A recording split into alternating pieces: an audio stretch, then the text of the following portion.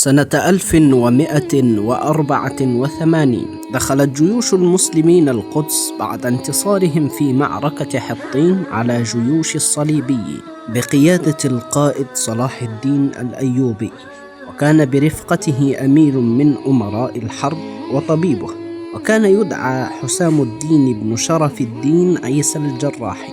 سكن الجراحي جوار بيت المقدس لمدة 15 سنة إلى أن توفاه الله، فسمى أهل المقدس الحي على مسماه حي الشيخ جراح. فاصل وتعالوا بنا نعرف قصة هذا الحي. يضم هذا العرض في طياته معلومات هامة من مصادر مختلفة، لكن لنا كامل الثقة في هذه المصادر. حي الشيخ جراح بين سنة 1951 و 1967 كانت الضفة الغربية تحت الحكم الأردني، ومن بينها منطقة حي الشيخ جراح في القدس. قدمت وزارة الإنشاء والتعمير الأردنية الأرض ل28 عائلة فلسطينية لاجئة بعد أن فقدوا منازلهم عام 1948.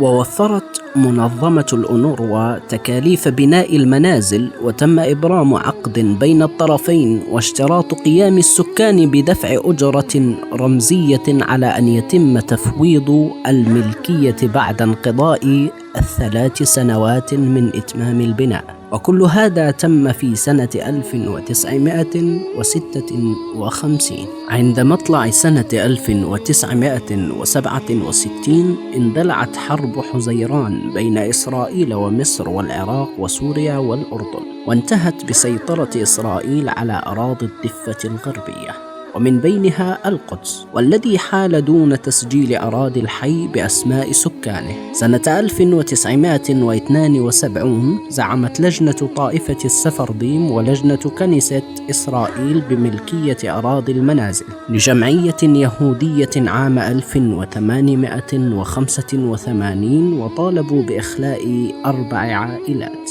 سنة 1976 صدر حكم من المحاكم الإسرائيلية لصالح العائلات ال4، والذي نص على أن العائلات موجودة بشكل قانوني.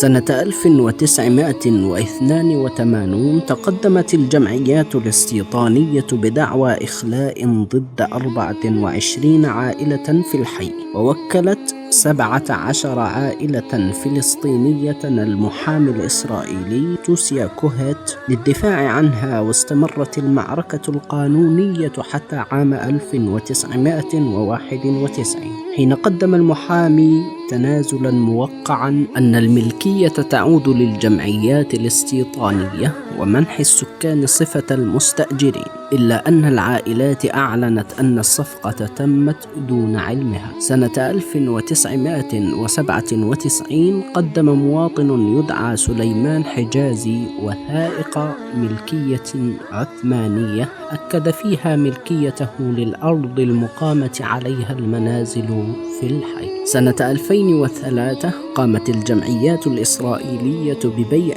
الملكية إلى شركة نحلات شمعون الاستيطانية. وفي سنة 2005 المحكمة المركزية الإسرائيلية رفضت الدعوى التي رفعها حجازي. سنة 2006 رفع حجازي استئنافا إلى المحكمة العليا الإسرائيلية، ولكن المحكمة ردت الاستئناف. سنة 2020 سمحت المحاكم الإسرائيلية بإجلاء 36 عائلة فلسطينية وإسكان مستوطنين فيها بدلا عنهم. سنة 2021 هددت الحكومة الإسرائيلية بإجلاء العائلات الفلسطينية من منازلهم، مما أشعل شرارة الاحتجاجات الأخيرة في مدينة القدس. كان هذا سرد لمختلف الوقائع والأحداث التي مر بها هذا الحي، ومما لا يدع مجالا للشك أن القضية التي يدافع عنها أهل هذا الحي وأهل فلسطين بشكل عام هي قضية عادلة، وجب الوقوف عليها، ووجب الدفاع عنها، ووجب نصرتها. أستودعكم الله، والسلام عليكم ورحمة الله.